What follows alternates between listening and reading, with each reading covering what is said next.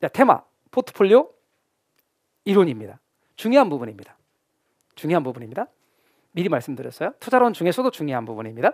포트폴리오 이론 부분은 포트폴리오의 먼저 개념부터 좀 정의해 봅시다. 투자 시 여러 종목에 분산 투자함으로써 위험을 분산시켜 안정된 수익을 얻으려는 자산 투자 이론입니다.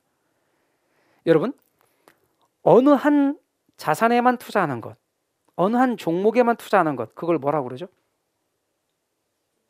어느 하나에만 투자하는 걸 뭐라고 그러죠? 네, 그거를 집중 투자라고 합니다. 뭐라고 한다고요? 집중 투자. 분산 투자와 대응되는 게 뭐라? 집중 투자. 그거보다 조금 수준 높은 말이 있긴 한데 조금 어렵습니다. 뭐 몰빵이라고 들어보셨어요? 네, 몰빵. 근데 몰빵은 시험에 안 나오는 말이어서 집중 투자. 그리고 그거가 대응되는 게 분산 투자. 그럼 A에만 투자하는 게 뭐고? 집중 투자. A, B, C로 나눠 투자하는 것 분산 투자. 그러니까 부동산이니까 예를 들어 상가, 오피스텔, 아파트 이렇게 나눠 투자하는 게 분산 투자입니다. 상가에만 투자하는 건 집중 투자. 상가와 오피스텔과 아파트로 나눠 투자하는 건 분산 투자. 그럼 우리 자연스럽게 어떤 생각이 드냐면 누가 몰라서 이렇게 못하나? 돈이 없어서 그러지? 이거 하나도 사기 힘든데? 그래서 부동산은 고가성 때문에 포트폴리오 구성이 쉽지가 않아. 그래서 이제 포트폴리오 구성이 쉬우냐 어려우냐의 양면성 중에 부동산의 포트폴리오 구성이 어려운 게 뭔가요? 이유가 뭔가요? 비싸서, 고가성 때문에. 제 말 이해가 되셨어요? 그러나 이론적으로는 이렇게 분산 투자를 하는 게 좋다. 그 다음 두 번째, 위험을 분산. 분산 투자를 하면 위험도 분산이 돼. 위험이 분산된다 그 말이에요. 그래서 위험을 분산시켜서 높은 수익을 얻으면 제일 좋고 아니면 안정된 수익을 얻으려는 자산 투자 이론입니다. 그것이 포트폴리오 이론의 핵심입니다. 근데 이게 시험에도 잘 나오지만 우리 시험 공부하는 전략에도 포트폴리오 전략이 되게 중요합니다. 그래서 여러분이 잘 들어보시고 이제 제가 항상 말하는 이 포트폴리오 전략을 잘 구사하시기 바랍니다. 자, 포트폴리오의 수익 부분입니다. 여러분 여쭤봅니다. 앞에서 수익을 측정하는 척도가 뭐라고 그랬죠? 수익은 뭐로 측정한다? 빛의 속도로 까먹죠. 그럼 위험은 측정하는 척도가 뭐라고 그랬죠? 분산이나 표준 편차. 수익을 측정하는 척도는 기대 수익률이라고 그랬죠? 수익은 기대 수익률로 측정한다 그랬잖아요.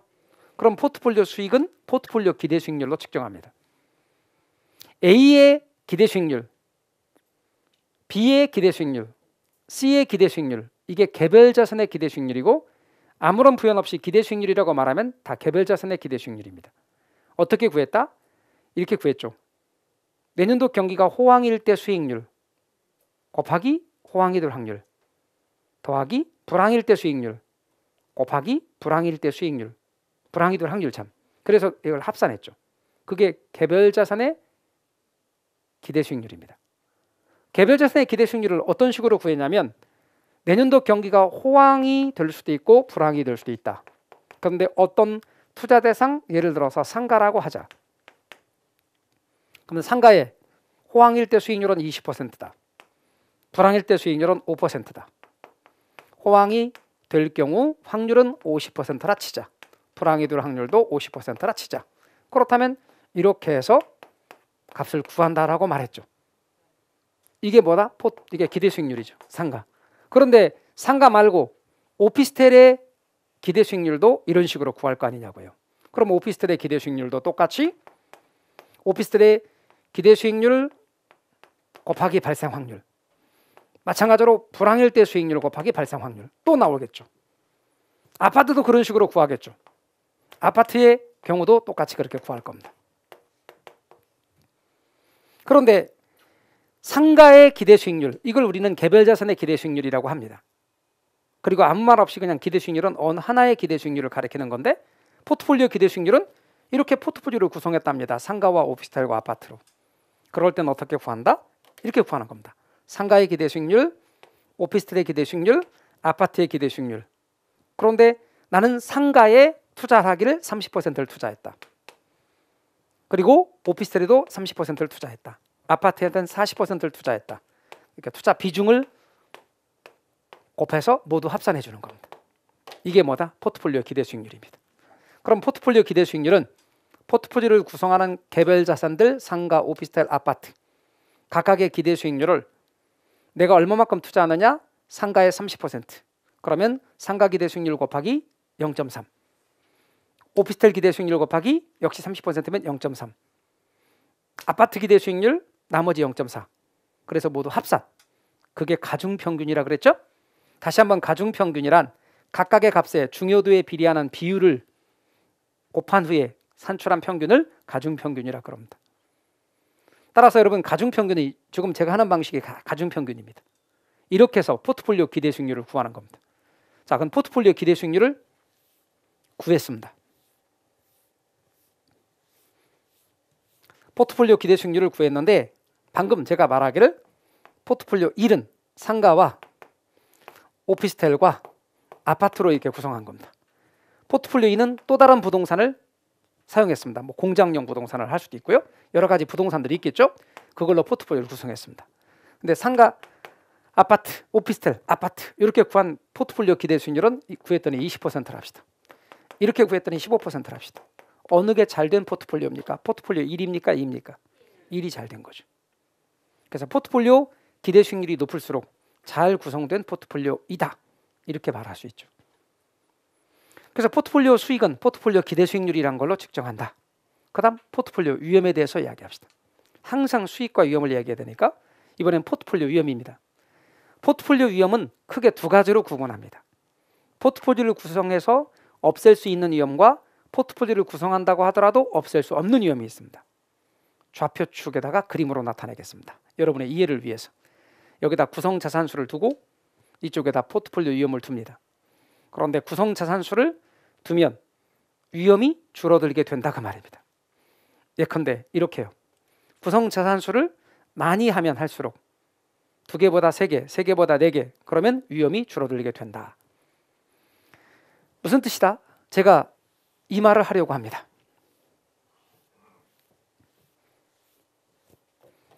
A에 투자했는데 여기서 손해가 난 거야. 손실. 그런데 이 손실을 B에 투자했는데 수익이 났다면 이 수익 가지고 여기에 있는 손실을 커버할 수 있다라는 거예요. 이렇게. 그런데 C에도 투자했는데 여기도 수익이 난다면 이 수익 가지고 여기에 있는 손실을 커버하기가 더 쉬워졌습니다. D에도 투자했는데 D에도 역시 수익이 난다면 이 수익 가지고 여기에 있는 손실을 커버하기가 훨씬 더 쉬워졌죠. 이렇게. 그러니까 구성자산수가 많을수록 여기에 있는 손해를 커버하기가 쉬워지는 겁니다. 그래서 구성자산수를 많이 하면 위험이 줄어들게 된다. 그런데 이 위험이 완전히 줄어드는 건 아니고 줄어드는 위험이 있고 줄어들지 않는 위험이 있다 그 말입니다. 이 위험은 아무리 구성자산수를 많이 한다 하더라도 줄어들지 않는 위험입니다. 그런 위험을 뭐라고 부르냐면 체계적 위험이라고 불러요. 여러분 체계적 위험 그럽니다. 체계적 위험은 피할 수 없는 위험입니다. 피할 수가 없어요. 이거는 분산 불가능합니다. 이거는 포트폴리오를 구성해도 안 되는 이유가 있어요. 전체 시장과 관련이 있기 때문입니다. 다시 말하면 그 위험은 여기에만 국한되는 위험이 아닙니다. 시장 전체와 관련이 있는 위험이다 그 말입니다. 시장 전체와 관련이 있는 위험이기 때문에 여기에 손해가 왔지만 여기에도 손해가 오는 거야. 그러니까 여기가 안 좋으면 그 안 좋은 시장 전체에 미치는 위험은 얘네들한테도 미치기 때문에 얘가 손해날 때에도 같이 손해가 나버리는 거예요. 제거할 수가 없어. 그렇기 때문에 따라서 얘는 시장 전체와 관련이 있는 위험이고 따라서 뭐다? 이건 모든 개별 자산에 다 미치는 영향이야. 그러니까 얘가 죽겠어 도와줘라고 말하면 얘네들도 나도 죽겠어 그런다고 못 구해줘. 그 위험이 무슨 위험이다? 체계적 위험, 피할 수 없는 위험이에요. 그런데 구성자산수를 많이 함에 따라 줄어드는 위험은 비체계적 위험이에요. 비체계적 위험은요 피할 수 있는 위험, 그리고 분산 가능 위험, 그리고 특정 개별 자산에 국한하여 나타나는 위험. A에만 나타나는 위험. A에만 나타나는 위험은 다른 데 투자해서 얻은 수익 가지고 커버가 돼. 제 말 이해가 되셨죠? 이거는 피할 수 있는 위험이에요. 어느 날 갑이라는 어떤 분이 상담하러 왔습니다. 예를 들면 상담하러 왔습니다. 개론 때문에 미치겠어요. 점수도 안 나고요. 너무 힘들어요. 그리고 천성적으로 나는 계산도 뭐 약하고 워낙에 못해요. 그래요? 그러면 민법으로 좀 이렇게 커버를 좀 해보세요. 그랬더니 하는 말이 전 민법도 못해요. 그러면 커버가 돼, 안 돼? 안 돼. 그런 거 뭐예요? 체계적이면. 제 말 이해가 되셨죠? 그런데 개론은 좀 못하지만 제가 민법은 좀 잘해요. 원래 법도 전공했고 민법은 원래 좀 잘해요. 그러면 개론이 부족한 만큼 민법을 더 따면 돼. 그래서 개론의 부족분을 민법으로 메꿔. 요건 뭐예요? 그렇죠. 비체계적이면. 제 말 이해가 되셨죠? 그렇습니다. 그래서 여러분 중요한 것은 체계적 위험이라는 게 있고 비체계적 위험이라는 게 있다. 그런데 포트폴리오를 구성을 통해서 우리가 위험을 제거한단 말은 비체계적 위험을 제거한단 말이지 체계적 위험까지 제거할 수는 없다. 이 두 가지를 합쳐서 총위험이라고 합니다. 그럼 포트폴리오 위험이란 그냥 말할 때 당연히 총위험을 가리키는 겁니다. 그런데 여러분 이렇게 체계적 위험과 비체계적의 합으로 되어 있기 때문에 비체계적 위험이 줄어들게 되면 총위험도 줄어들게 되는 겁니다. 그러니까 구성자 산수를 많이 하면 총위험은 줄어든다가 맞습니다. 왜? 비체계적 위험이 줄어들어서 총위험이 줄어듭니다. 그러나 총위험을 0까지 만들 수는 없습니다. 완전히 제거할 수는 없습니다. 뭐 때문에? 체계적 위험 때문에 그렇습니다. 또한 이론적으로는 비체계적 위험을 완전히 제거할 수도 있는 것처럼 말할 수 있으나 사실 현실적으로는 비체계적 위험을 완전히 제거하기는 쉽지는 않습니다. 다만 비체계적 위험이 줄어드는 것이지. 그리고 구성자 수를 많이 할수록 비체계적 위험이 줄어든다 이렇게 말합니다. 어느 날 갑돌이가 이렇게 말했습니다. 엄마, 바닷가에 놀러 가고 싶어요. 허락해 주세요. 그랬더니 안 돼. 너 수영 못 하잖아. 친구하고 놀러 간다는 거야. 안 돼. 수영 못 하잖아. 친구, 엄마도 아시는 친구 나를 포함해서 10명 있잖아요. 그 10명 친구 다 같이 가는 거예요. 그러니까 그 말을 들으니까 엄마가 갑돌이만 안 가면 그렇잖아. 친구들 10명이 되게 친한 친구들이 있는데 다 간대잖아. 그리고 또 이 친구들 여러 명이 가니까 또 안심을 하고 보내줬어. 친구들 10명이 놀러 간 거예요. 갑돌이가 놀다가 바다에 빠졌어. 그리고 물에 휩쓸려 바깥으로 가고 있습니다. 안으로 들어가고 있습니다. 갑돌이가 친구들을 향해서 구해줘 이렇게 말했습니다. 나머지 9놈이 우리도 수영 못해. 먼저 가. 그러면 먼저 가는 수밖에 없어요. 그 같이 간 9놈 아무 의미가 없는 거야. 구성 자산수가 많으면 뭐해? 얘가 손해났어. 구해줘. 그러니까 나도 못한대. 나도 손해야. 나도 손해고 그러니까 구성 자산수도 중요한데 구성 자산수보다 더 중요한 게 있어. 얘가 손해날 때 얘는 뭐가 나야 돼? 그렇죠. 수익이 나는 그런 걸로 구성해야 돼. 그러니까 봐봐요. 얘가 손해일 때 다시 한번요. 얘가 손해일 때 얘는 뭐라고요? 수익이라 해야 돼. 수익.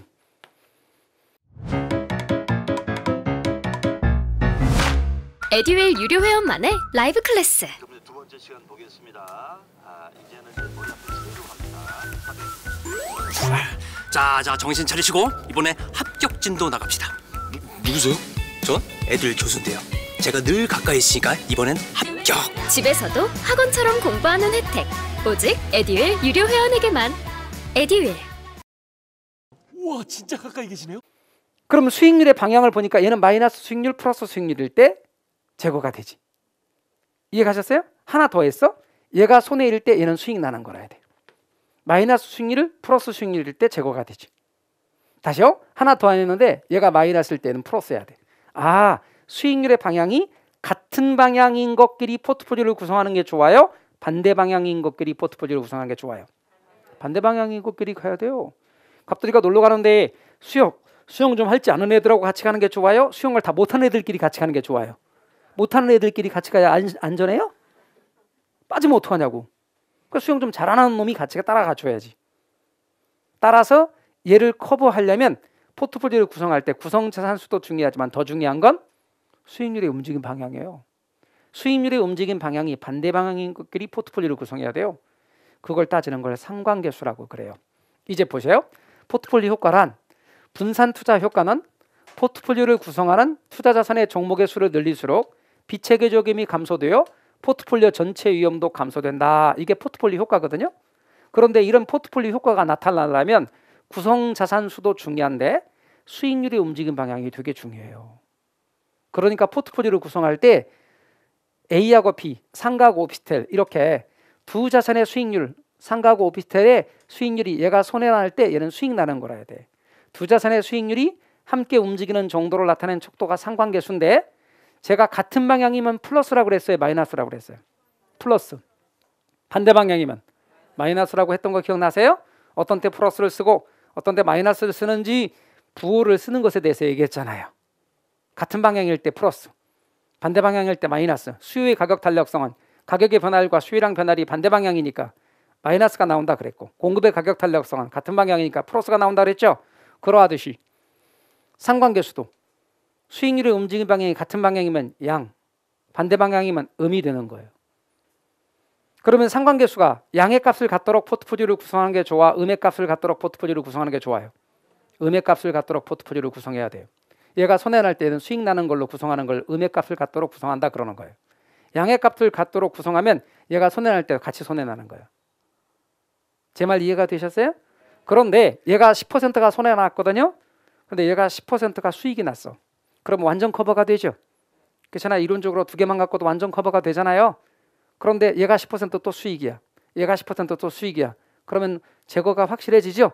이렇게 수익률 움직임 방향이 완전 반대일 때는 마이너스인데 마이너스 1이라고 불러요. 완전 음의 관계라고 말해요. 그런데 움직임 방향이 똑같을 때 제가 플러스라고 그랬죠. 얘가 10% 손해인데 얘도 손해야. 그러면 같은 방향이죠. 그런데 똑같이 10% 손해야. 얘도 똑같이 10% 손해고. 그러면 완전 양의 상관관계를 갖는다 그래요. 다시 말하면 움직임 방향이 같으면 양인데 완전 똑같으면 플러스 1로 완전 양의 상관관계를 갖는다. 반대 방향이면 음인데 완전 반대면 마이너스 1로 완전 음의 상관관계를 가진다. 그러니까 상관계수는 마이너스 1에서 플러스 1까지의 값을 갖는데 마이너스 1은 완전 반대, 플러스 1은 완전 같은 방향이 되는 거예요. 중요한 건 상관계수가 음의 값을 갖도록 포트폴리오를 구성하는 것이 포트폴리오 효과가 크다. 이런 겁니다. 그러니까 여러분 개론과 민법은 서로 어떤 관계를 가지느냐를 따져봐야죠. 그 사람에게 물을 때 개론과 민법의 경우를 파악을 해보는 거죠. 그런데 그 사람에게 물을 때 느낌을 물어서는 절대 안 되고 객관적인 점수를 가져오라 그래요. 그래서 시험지를 가지고 점수를 가져오라 그러고 개론과 민법의 점수를 보니까 도찐 개찐이야. 되게 그러더라고요. 그래서 개론과 민법은 어떤 관계를 갖고 있다? 지금까지 제가 볼 때 양의 상관관계를 갖고 있어요. 여러분 개론 40점이 나왔는데 민법 80점이 나오면 합격할 수 있어 없어? 있죠. 완전 커버가 됐지. 이런 건 어떤 경우에 가능하다? 민법 선생님한테 가능한 경우예요. 민법 선생님이 시험 봤을 때 얘기야. 이게 일반적인 수험생들에게는 없다 이 말이에요. 제 말 이해가 되셨어요? 그러니까 개론 40점 나왔는데 난 법학과 나왔어. 그러면 민법 65점 나왔다. 이건 가능해. 혹은 70점 나왔다도 가능해. 그러나 이렇게 80점 이상 나왔다. 이런 경우는 정말 드물어요. 법학과 나왔다고 민법 점수가 잘 나오는 게 아니에요. 부동산학과란 학과 출신이라고 해서 부동산학개론이 80점 이상 나오고 그러지 않아요. 그래서 같은 방향으로 움직이기 때문에 1차는 전략이 개론과 민법을 평균 60점을 맞춰가는 전략이 되게 중요해요. 개론도 60점, 민법도 60점. 아시겠죠? 그런데 제가 볼 때 2차의 경우는 포트폴리오 전략이 훨씬 더 쉬워. 왜? 과목 수가 많기 때문에. 그리고 실제로 많은 분들이 공부를 하실 때 공법하고 중개사법하고 공시세법이 있는데 이렇게 있을 때 공법이란 과목은 공부 분량이 많아요. 조문이 그냥 놓고 봐도 조문이 많다고. 얘는 약 150개 조문인데 많아요. 얘는 약 3,000개야 공부할 게. 그러니 약 20배라고. 그러다 보니까 똑같은 분량의 공부를 하면 점수가 안 나온다고. 그러면 당연히 효자 과목이지. 합격의 효자 과목. 똑같이 40문제란 말이에요. 그러면 내가 점수가 50점밖에 안 나왔다. 사실 50점 나왔다. 그러면 뭐 그냥 잘하는 거야. 사실 합격해. 근데 중개사법이 75점 나왔다. 이게 가능하더라니까. 공법 50점 나온 사람이 중개사법 75점은 가능해요. 근데 공시세법이 65점 나왔네. 합격할 수 있어 없어? 있잖아요. 이게 가능하다니까. 이런 전략이 2차에는 가능하다고. 그래서 포트폴리오 전략이 가능하더라 그 말이에요. 또 하나의 이야기는 여러분 공법이 만일 40점 나왔다 합시다. 그리고 공시세법이 40점 나왔다 합시다. 중개사법이 100점 나왔다 합시다. 합격 불합격? 합격 불합격? 합격입니다. 2차에서 100점 의미가 있습니다. 1차의 경우를 보시죠. 개론과 민법이 있습니다. 개론과 민법이 있습니다. 만약에 개론을 40점 나왔다 합시다. 근데 민법 100점 나왔다 합시다. 합격 불합격? 합격. 또 개론 40점 나왔습니다. 민법 80점 나왔습니다. 합격 불합격? 합격입니다. 그러니까 1차에서는 100점이 의미가 없어. 최대치가 80점이야. 그렇잖아요. 근데 2차는 100점이 의미가 있어. 그래요, 안 그래요? 그러니까 1차는 100점을 맞는 전략 할 필요가 없어. 1차는 그냥 60점을 넘길 수 있는 전략을 하는 거예요. 그 60점을 넘기는 전략을 우리가 잘 구사하다 보니까 그 60점 받기가 어려워서 70점 나오는 거고 좀 열심히 했더니 80점 나오는 거지. 80점 나오려고 그래서 80점 나오는 게 아니에요. 제 말 이해가 되셨죠? 딱 맞히는 60점 맞추기가 쉽지가 않아. 그래서 조금 열심히 했더니 65점 나왔네, 70점 나왔네 그러는 거예요. 그래서 여러분 계론과 미법은 둘이 맞춰서 60점을 맞춰갈 수 있도록 하는 전략이 제일 중요하다. 그리고 2차는 포트폴리오 전략이 얼마든지 가능하니까 어느 거든 득점할 수 있는 건 최대치로 끌어올리는 게 되게 중요하다. 그래서 만일 중개사법이 일반적으로 득점을 잘할 수 있다면 이거는 최대치로 끌어올리는 게 되게 중요해요. 그리고 절대 과락은 나오면 안 되니까 공법 같은 경우도 강의를 열심히 잘 들어주시고 50점대 맞으면 충분히 합격할 수 있으니까 절대 좌절하지 마시고, 공시세법 같은 경우도 세법 같은 경우 때문에 합격하지는 않지만 세법 때문에 떨어지는 경우는 많으니까 절대로 세법이 나라를 구한다는 걸 잊지 마시고 마지막 소홀히 여기지 마시라는 거죠. 이렇게 전략을 잘 구사하는 것이 합격에 되게 도움이 돼요. 이런 포트폴리오 전략이 메꾸는 전략. 근데 이게 언제는 불가능하다? 상대평가에는 불가능하지. 전제가 절대평가이면서 과락 40점 위를 전제로 하고 이야기를 하는 거죠. 근데 상대평가는 무조건 고득점 순으로 사람을 자르기 때문에 포트폴리오 전략을 구사할 수가 없죠. 제 말 이해가 되셨죠? 네, 그래서 포트폴리오의 내용은 우리 현실에도 응용이 될 수 있는 것들이다. 그리고 어느 하나에만 투자하지 않고 나눠서 투자하면 이렇게 위험을 분산할 수 있다. 그러면서도 수익을 제법 괜찮게 얻을 수 있다. 그래서 포트폴리오를 잘 구성하면 수익을 많이 얻으면서도 위험을 분산할 수 있는 전략이 가능한 겁니다.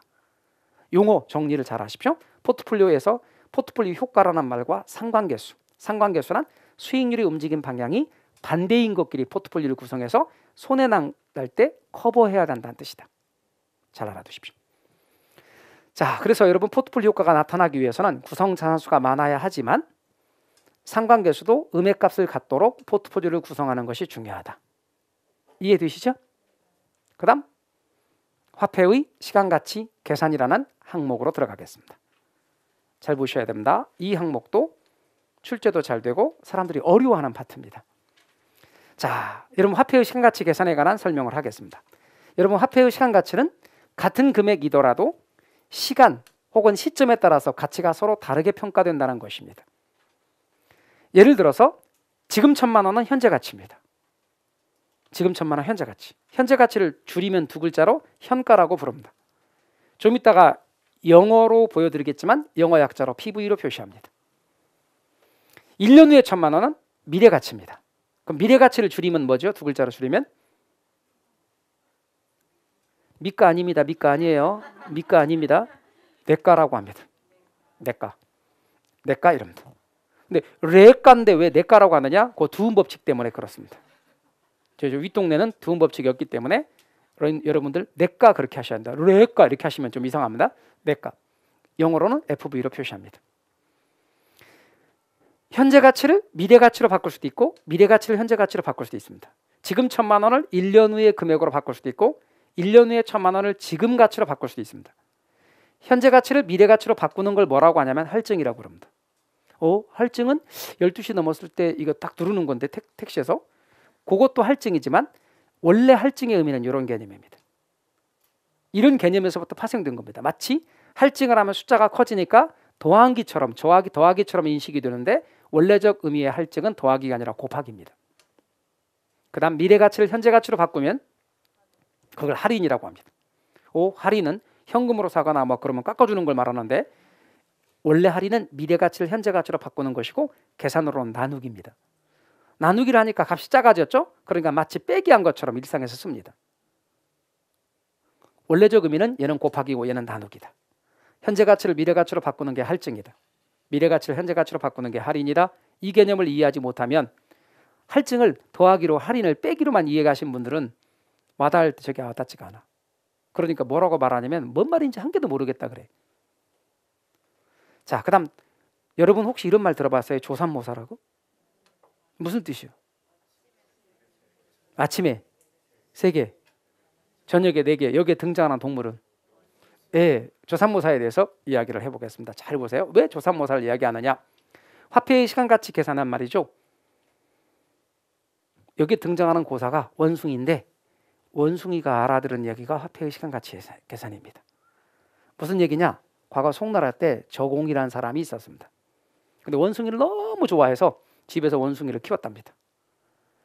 동양이니까 원숭이 수가 늘어나는데 원숭이 먹이를 도토리로 했겠습니다. 아마 서양에서는 바나나라고 했겠죠? 그래서 도토리를 구하는 일이 쉽지 않았답니다. 그래서 원숭이를 모아놓고 이야기를 했어요. 이 저공은 원숭이를 좋아하는 사람이니까 원숭이하고 교감을 했나 보죠. 원숭이를 모아놓고 이야기를 했죠. 이제부터는 도토리를 아침에 3개 주고 저녁에 4개 주겠다. 이랬더니 원숭이들이 집단으로 반발했답니다. 그래서 다시 말했대요.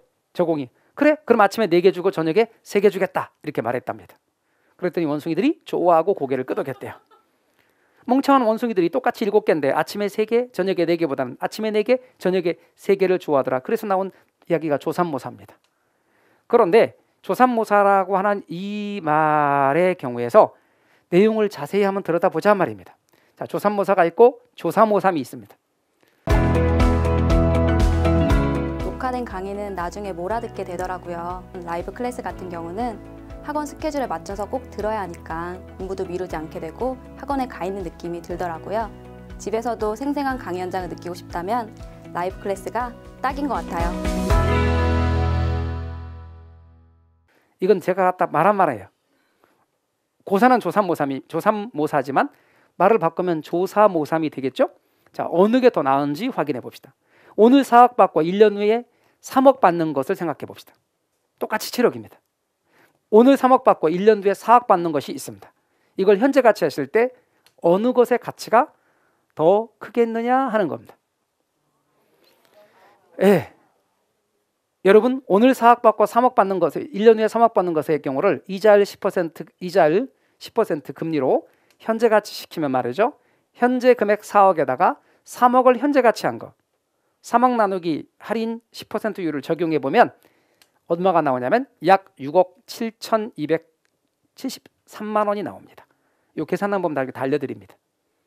그런데 오늘 3억 받고 1년 후에 4억 받는 것을 계산하잖아요. 지금 3억에다가 이 4억을 현재 가치에서 더해주면 약 6억 3,640만 원이 나옵니다. 양자의 차이는 909만 원 차이가 납니다. 결국은 오늘 4억 받고 1년 후에 3억 받는 게 훨씬 더 낫습니다. 다시 말씀드리면 조사모삼이 훨씬 유리하다는 걸 원숭이들은 알았던 겁니다. 그걸 모르는 건 저공이었어요. 멍청한 주인 저공만 몰랐지 원숭이들은 다 알았다 이 말입니다. 지금부터 설명하는 화폐의 시간 가치는 원숭이들이 아는 이야기를 하고 있는 얘기입니다. 모르시면 여러분은 이걸 아시면 원숭이보다 나은 거고 모르시면 저공이 되는 겁니다. 그래서 화폐의 시간 가치를 설명하면서 에이 저공 같은 사람들이라고 얘기해요. 그럼 이제 저공 알죠? 아직? 아까 주인? 그 사람 이름이 저공입니다. 자, 화폐의 시간 가치를 지금부터 이야기를 하겠습니다. 이런 뜻이 담겨져 있어요. 자, 그러면 이제 화폐의 시간 가치를 설명할 때 기초 개념입니다. 기초 개념에서 미래 가치 할 때 아까 미래 가치 하는 걸 뭐라고 그랬죠? 2글자로? 할 뭐라고 그랬어? 할증이라고 그랬지. 그 할증할 때 할증률이 이자율이 할증률로 사용되는 거예요. 이해 가셨어요? 미래 가치 할 때는 요 이자율이 할증률로 사용되는 거예요. 그래서 미래 가치는 영어 이래서 FV, Future Value라 해서 FV로 쓰고 현재의 일정 금액을 미래의 특정 시점의 가치로 환산하는 거예요. 그런데 말씀드리기를 현재 가치를 미래 가치로 바꾸는 할증을 할 때 이자율이 할증의 개념으로 사용되는데 이자율, 금리네, 이자율과 금리는 같은 말, 단리가 있고 복리가 있어요. 단리는 뭐고 복리는 뭐냐? 단리는요 원금에만 이자가 부과되는 계산 방식입니다. 그럼 1억에 10%면 1,000만 원입니다. 다음 연도 1,000만 원. 그럼 5년간 단리로 계산한다. 그럼 1,000만 원, 1,000만 원, 1,000만 원, 5년 이렇게 합니다. 그러면 5년 원금 5억, 1년에 1억씩. 그리고 만약 1억씩이라면 그렇게 되고요. 아니면 그냥 1억이라고 치면 이자를 10%만 적용하면 1억 원은 그대로 두고 5년간 이자 단위 계산했으니까 1억 5천이 되는 것입니다. 그러나 복리 계산은 그렇지 않습니다. 복리 계산은요. 원금과 발생 이자에 대해 반복해서 이자가 부과되는 방식입니다. 그러면 첫 번째 1억 거기에 이자가 1,000만 원, 1억 1,000이죠. 그 다음 연도에 10%가 되기 때문에 1,100만 원의 이자가 붙습니다. 천만 원이 아니라. 이해가셨죠? 그렇게 누적해서 더해가니까 나중에 보면은 훨씬 이거보다 커지죠. 그리고 우리가 말하는 할증의 개념은 언제나 복리 계산을 말하는 겁니다. 그래서 여러분 유념할 건 화폐의 시간가치 계산에 적용되는 이자율 계산은 복리 계산이지 단위 계산이 아니다.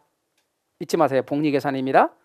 그리고 이자율이 뭐로 사용된다? 할증률의 개념으로 사용된다. 미래가치 할 때. 자, 그 다음에 이제는 할인입니다. 미래가치를 현재가치로 바꾸는 건 할인이라고 그랬죠. 역시 마찬가지로 할인율로 이자율이 할인율로 사용됩니다. 이자율이 할인율로 사용될 수 있다. 그런데 할인율로 이자율이 사용될 수도 있지만 투자의 기회비용에 해당되는 5글자, 얘가 할인율로 사용될 수도 있습니다. 그게 뭐죠? 투자의 기회비용? 요구수익률입니다. 돌아와서 현재가치는 요래서 현재가치를 PB로 표시합니다. 미래에 발생할 일정 금액을 현재 시점의 가치로 환산하는 금액을 가리켜서 현재가치라고 말하고요. 이렇게 현재 시점의 가치로 환산하는 걸 할인한다 그래요. 그리고 할인은 나누기입니다. 할증은 곱하기고. 그런데 할인은 미래가치를 현재가치로 환산하는 과정입니다. 곱하기라고요? 나누기라고요? 나누기요. 그래서 아까 예상 순수익을 요구수익률로 할인한다 이렇게 표현했죠. 투자가치 구할 때. 그 다음에 할인율로 주로 뭐가 사용되냐면 현재가치 계산서에 사용될 때 이자율이 할인율로 사용되기도 하지만 또 뭐가 할인율로 사용되느냐? 요구수익률이 할인율로 주로 사용됩니다. 그럼 우리가 부동산학개론에서 요구수익률을 할인율로 사용하는 까닭은 걔가 투자의 기회비용이기 때문입니다. 기회비용 개념이기 때문에 투자론에서 요구수익률을 할인율로 주로 많이 쓴다. 그래서 여러분은 할인율로 사용되는 것은 요구수익률이나 이자율이 할인율로 사용된다. 이렇게 알고 계시면 됩니다. 그래서 미래가치 금액을 현재가치 할 때 요구수익률이나 이자율을 할인율로 쓴다. 그리고 이 할인율로 나눈다. 나누는 게 뭐다? 할인한다 한다. 따라서 나누기 계산입니다. 그 다음 시험 문제에서 어떤 금액이 주어졌습니다. 이 주어진 금액이 현재가치 금액일 수도 있고 미래가치 금액일 수도 있습니다. 예컨대 지금 1,000만 원이다 이렇게 주어질 수 있고 아니면 1년 후에 1,000만 원이다 이렇게 주어졌어요. 그러면 현재가치 금액이나 미래가치 금액이 주어집니다. 그래놓고 어떤 값을 구하라고 하는 겁니다. 구하라고 할 때 여기다 뭐를 곱해서 구하느냐? 자본환원 개수를 곱해서 구합니다. 그러면 여기서 구하는 금액이 되죠. 이때 지금 자본환원 개수라는 말이 뭐냐 그러면 여기에 현재가치 금액이 주어지고 이걸 미래가치를 구하라고 할 수도 있고 미래가치 금액이 주어지고 현재가치 금액을 구하라고 할 수 있습니다. 그러므로 자본환원 개수는 뭐냐면 화폐의 시간가치 계산에서 현재가치를 미래가치로 바꾸거나 미래가치를 현재가치로 바꿀 때 사용되는 개수를 자본환원 개수라고 그래요. 시험지에서 현재가치 금액 1,000만 원이 주어졌습니다. 그럼 1,000만 원에다가 뭔가를 곱해야 미래가치가 나올 거 아니냐고요. 그렇죠? 그때 그 곱하는 값, 그 숫자, 그걸 뭐라고 하냐면 자본환원 개수라 하는데 현재가치를 미래가치로 바꾸는 자본환원 개수는 요걸 따라가요. 항상 미래가치 개수겠어요? 현재가치 개수겠어요? 가고자 하는 방향을 따라간다고 미래가치 개수를 곱해야 돼요. 미래가치 개수를 줄이면 뭐가 되겠어요? 글자를 줄이면 내과 개수요. 그래서 내과 개수를 곱해서 미래가치를 구하는 거예요. 그럼 만약에 여기에 미래가치가 주어졌어. 미래가치가 주어졌을 때 현재가치를 구하래. 그러면 가는 방향이 현재가치니까 여기다가 뭘 곱하겠어요? 현재가치 개수를 곱하겠지. 현가 개수죠. 이해가셨어요? 그런데 아까 제가 말씀드렸던 이야기를 기억하는 분은 이런 말을 해요. 현재가치에서 미래가치로 바꿔놓은 개념은 할증이고 이렇게 하는 건 할증이고 할증은 곱하기니까 곱하기 그대로 썼어. 근데 미래가치를 현재가치로 바꾸는 개념은 할인인데 할인은 나누기라며. 근데 왜 곱하기를 썼어요? 이렇게 물어볼 수 있습니다. 자, 우리 여러분 이렇게 봅시다. A 나누기 B는 C 이런 식이 있다고 합시다. 그런데 여러분은 곱하기를 더 잘해요? 나누기를 더 잘해요? 아니 그 표정이 뭐야? 에? 곱하기도 잘하고 나누기도 잘한다는 표정이야? 아닐걸? 우리 공인중개사 시험에서 계산 문제는 3월달부터 한다 그랬죠? 근데 우리가 배우는 공인중개사 계산 문제는 여러분 인수분해 이런 거 안 나와요. 인수분해 안 나와. 2차 방정식 안 나오고 수열? 등비수열? 이런 거 안 나와 절대. 삼각함수? 절대 안 나와. 미분적분 죽어도 안 나와. 뭐가 나오냐면 사칙연산이 나와요. 사칙연산은 뭐다? 더하기. 여러분 진짜 잘해. 더하기. 빼기. 그래도 곧 잘해. 곱하기도 그냥 뭐 그냥 해. 나누기 나오면 두 손 두 발 다 들어야 돼. 나누기. 거긴데 우리 시험은 나누기만 나오는 게 아니라 곱하기하고 나누기가 섞여 있어요. 가끔가다 더하기 빼기도 섞여 있어. 사칙연산이. 그러니까 어려워하셔. 엉망으로 하셔요. 막 사칙연산 순서 엉망으로 하시면서 내 계산기가 중국산이어서 그런가요? 막 이렇게 말하는 분도 있고 막 그래. 요새 중국산 얼마나 좋은데. 절대로 아니야. 제가 볼 때는 절대로 이 계산이나 이런 순서 자체를 잘못하셔서 그런 거예요. 거의 대부분. 계산기가 오류나는 건 절대 없어. 그래서 여러분들한테 그런 계산하는 요령들을 알려드릴 건데 나누기 계산은 어려워하시니까 전부 다 곱하기로 바꿔놓은 거예요. 이걸 곱하기로 바꿔놓을 수 있어. 어떻게? 이렇게 바꿔놓을 수 있어. A 곱하기 B분의 1 그런 C 이렇게 할 수 있어 없어? 같은 거예요? 아니에요? 같은 거잖아. 이 같은 거예요. 안 같아? 같은 거라고. 아셨죠? 네, 같은 거예요. 곱하기로 바꿔놓은 거예요. 그래서 여러분 이렇게 곱하기로 식으로 바꿔놓은 거예요. 그러면 이게 만약에 미래가치 값이면 이게 현재가치 값이면 원래는 나누기를 이렇게 해야 되나? 이렇게 바꾸는 거예요. 분의 1, 뭐 분의 1 이렇게. 그래서 이게 뭐다? 현가계수다 그 말이에요. 그러므로 여러분 기본적으로 현가계수는 내가계수하고 역수예요. 이 구조를 보면 역수잖아요. 역수 구조잖아요. 분의 1이니까. 그래서 여러분 다시 한번 말하지만 현재가치를 미래가치로 바꾸는 계수를 내가계수라 그러고 미래가치를 현재가치로 바꾸는 계수를 현가계수라 한다. 싸잡아서 얘네들을 잡아넣는 계수라 한다. 그리고 우리는 기본적인 계산은 다 곱하기로 할 거야. 이렇게 웬만한 것들은. 그리고 간혹 나누기가 조금씩 나오는데 그것도 아주 단순한 나누기만 할 거예요.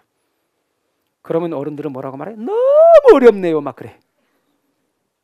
거의 대부분 한 4학년, 5학년, 6학년 정도도 아니에요. 한 4학년, 5학년 이 정도 수준 거를 가지고 계속 연습할 거예요.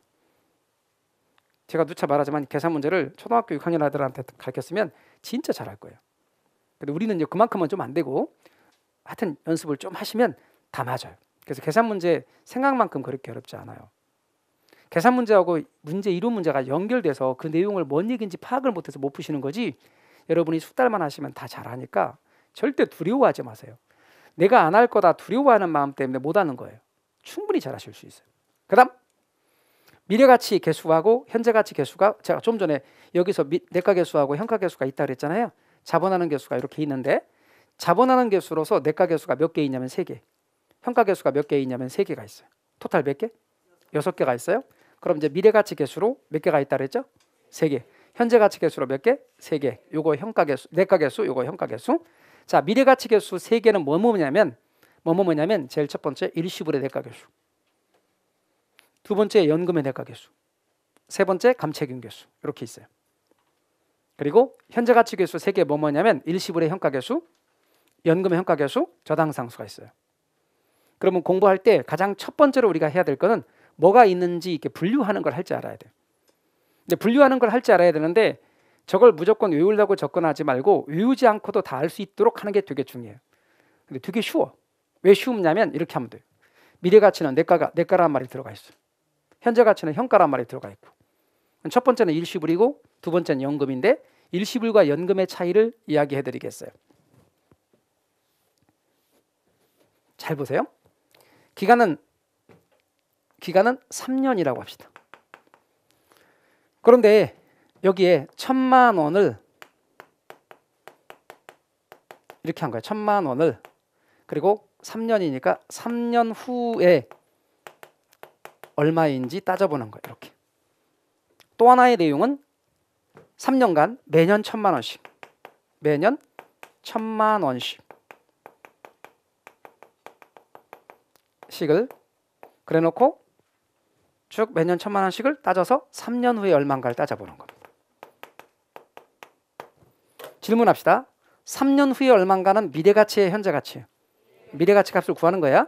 그러니까 미래가치 값을 구하는 건데 얘가 아니고 이쪽에 있는 것을 구분하려고 하는 거예요. 자, 그럼 미래가치 값을 구하는 건데 우리는 일시불과 연금의 차이를 보려고 하는 거예요. 뒤에 건 똑같네. 앞에 거 차이는 하나는 1,000만 원을이고 또 하나는 매년 1,000만 원씩을입니다.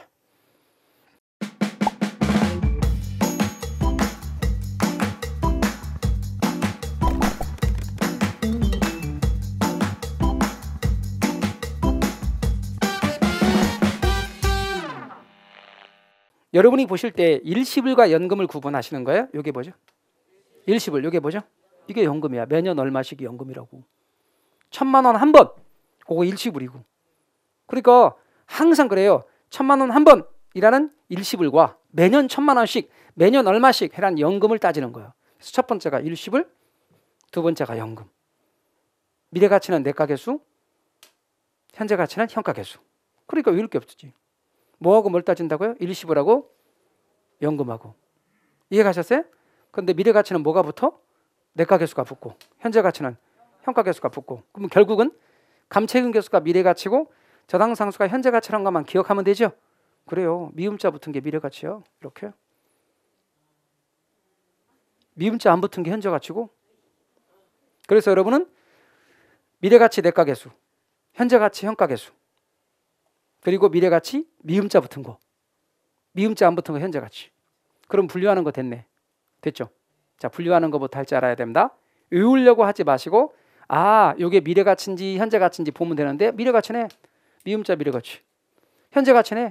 현재 가치. 이해 가셨어요? 그렇게 있다. 그러면 그거보다 신경 써야 될 게 이제 말로 해보는 게 중요하죠. 일시불의 내가 계수 이렇게. 연금의 내가 계수. 그다음 처음 들어본 말, 감채금 계수 처음 들어본 말, 저당상수 처음 들어본 말, 이런 말들을 해보는 게 더 중요하겠죠. 자, 그럼 다시 한번요. 미래가치 계수 뭐뭐가 있는지 같이 연습해요. 시작.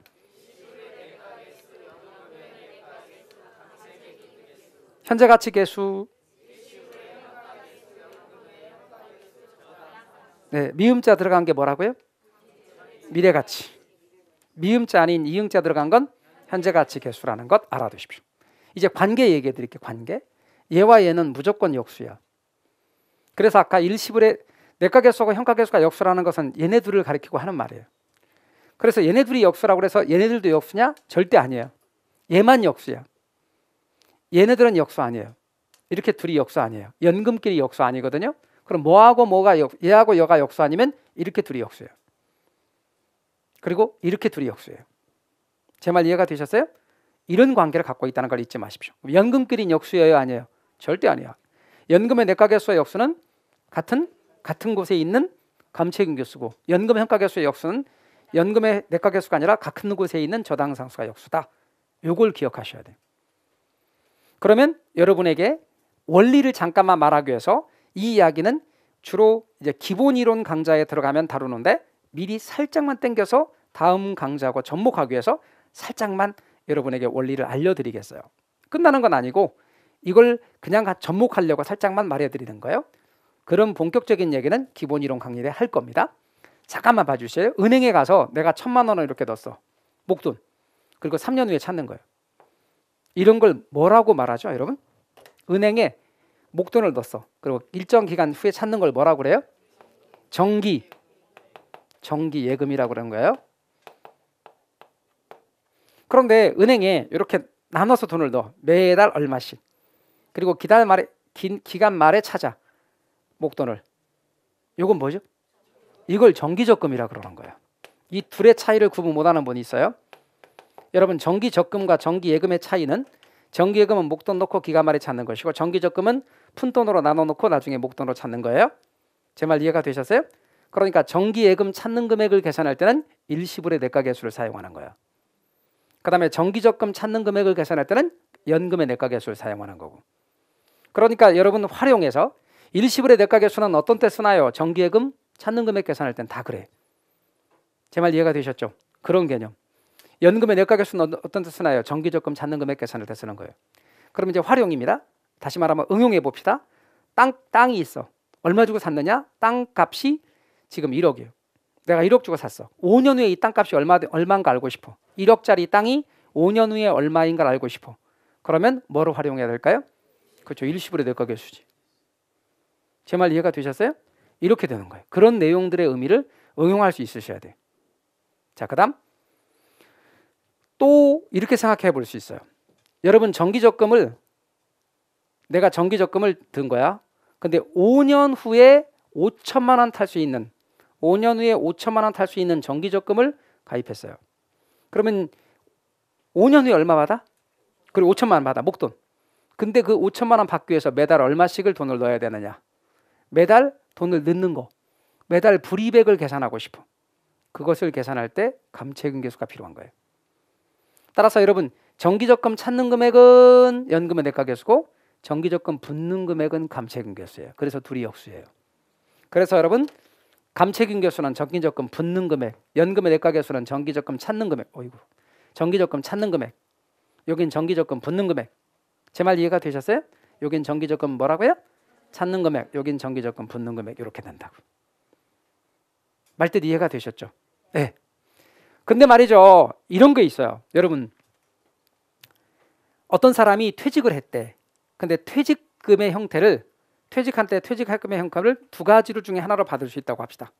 자, 공무원이 퇴직을 했는데 퇴직금의 형태를 한꺼번에 목돈으로 다 받는 방법과 나눠서 받는 방법 있어요. 그러면 퇴직금을 받는데 내가 앞으로 받을 돈, 쭉 받을 돈을 한꺼번에 땡겨서 받는다 합시다. 앞으로 받을 돈, 쭉 받을 돈을 얼마 앞으로 10년간 받아야 돼. 그렇게 받아도 돼. 근데 그걸 한꺼번에 땡겨 받아.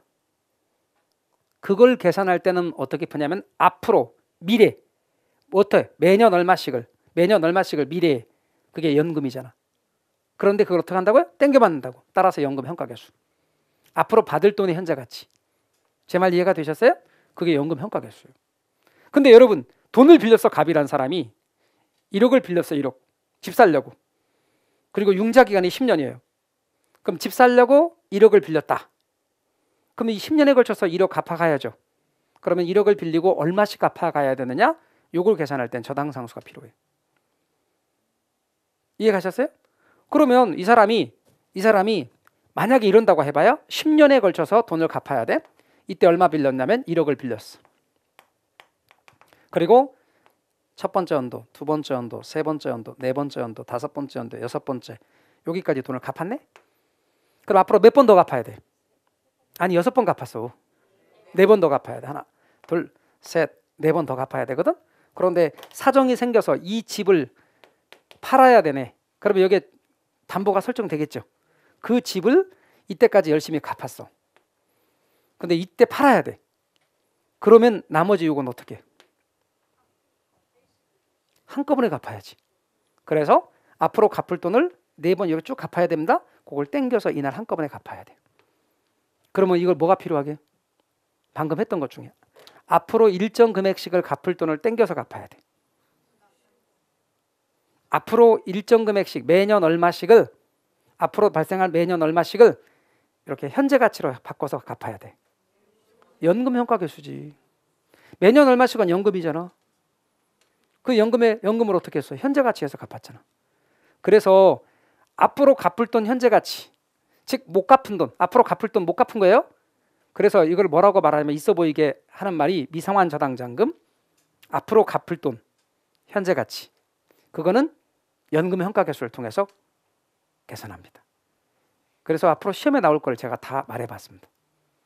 그걸 우리가 앞으로 공부하는 과정이 뭐다? 화폐의 시간가치를 공부하는 과정입니다. 하나씩 개념들을 이해가면서 그걸 공부할 겁니다. 그러나 기초과정은 일부러 사실 그런 것들을 넣어놓지 않았습니다. 기초과정은 뭐만 하면 되냐면 이런 것들을 싸잡아서 뭐라고 한다 그랬죠? 6글자로 할까? 다 싸잡아서 뭐라고 부른다 그랬죠? 자본, 환원, 바꾸는 걸 환원이라고 그래요? 개수. 자본하는 개수라 그랬어요? 그런데 미래가치 개수에 몇 개 있죠? 3개. 현재가치 개수에 몇 개 있죠? 3개. 현재가치를 미래가치로 바꾸는 걸 2글자로 뭐라고 부른다 그랬죠? 할증이라고 그랬고, 미래가치를 현재가치로 바꾸는 건 할인이라고 그랬고, 이런 개념들을 알아두는 게 중요해요. 그리고 미래가치로 바꾸는 건 곱하기, 현재가치로 바꾸는 건 나누기, 이런 개념이다. 이것이 기초과정에서 알아둬야 될 일이에요. 그러면 이제 이런 베이스가 쌓이면 그 다음에 이걸 기초로 해서 제가 이제 요 구하는 것들을 그림으로 그려가면서 보여줄 거예요. 이렇게 봐봐요. 이런 식으로 이 금액이 있다. 그런데 이 금액을 1년으로 보낸다 혹은 10년으로 보낸다. 그럼 이자가 붙으니까 커져 작아져? 커지겠지. 그래서 이걸 구하라. 그러면 이게 뭐가 필요하겠냐 그 말이에요. 자, 미래가치, 현재가치. 미래가치. 그런데 이게 일시불이에요, 연금이야? 일시불이 대가계수지. 이런 식으로 그림 그려가면서 다 보여드려. 자, 일정 기간 동안에 요 금액씩 매년 얼마씩. 그래서 요 금액을 어떡한다? 전부 다를 쭉 미래가치로 바꾸는 것이. 요거를 요렇게, 요걸 요렇게, 요걸 요렇게, 요걸 요렇게 하면 쭉 이자가 붙었겠죠? 더 커지겠죠? 요걸 구하는 거예요. 그러면 이거 뭐가 필요해? 연금의 내과교수. 금방 알 수 있잖아. 이런 식으로 이제 기초에서 배웠던 걸 갖고 이제 기본 가면 이런 그림도 보여드리면서 원리를 더 알려드리고, 그 원리가 딱 정착이 되면 이런 걸 뭐라고 한다? 정기예금 찾는 금액. 여기 뭐라고 한다? 정기적금 찾는 금액. 이런 식으로 적응해 갈 겁니다. 감 잡으셨죠? 갈 길을 미리 보여드리는 겁니다. 그래서 여러분 화폐신 가치 계산에서는 이런 기본적인 값만 잡으시고 분류할 줄만 알아두십시오. 미래 가치에는 내가가 들어간다. 현재 가치에는 현가가 들어간다. 미래 가치는 미음자, 현재 가치는 미음자 안 들어간다. 감 잡으셨죠? 그 정도만 알아두시면 되겠습니다. 됐습니다. 우리 쉬었다가 현금 흐름의 측정 들어갈게요.